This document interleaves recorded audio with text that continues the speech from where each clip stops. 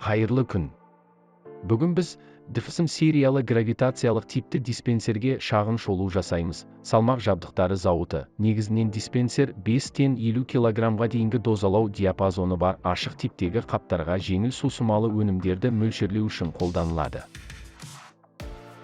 Құрылымдық жағынан диспенсер өткізгіш құбырдан, 2 тензометриялық датчикке бекітілген өлшеу модулінің салмағынан, қапты қысуға арналған пневматикалық құрылғыдан, пневматикалық жетегі бар қақпақтан және тез босатылатын шұңқырдан тұрады.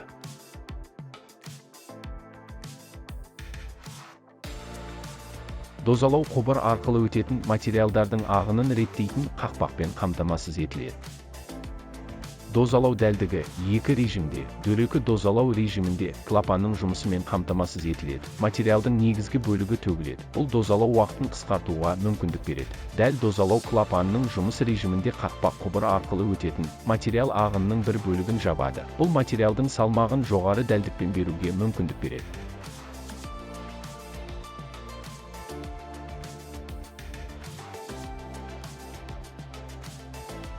Дозаторды басқару, таразы жабдығы зауыты өндірісінің FKD001 мөлшерлейтін таразы контроллерінің көмегімен жүзеге асырылады.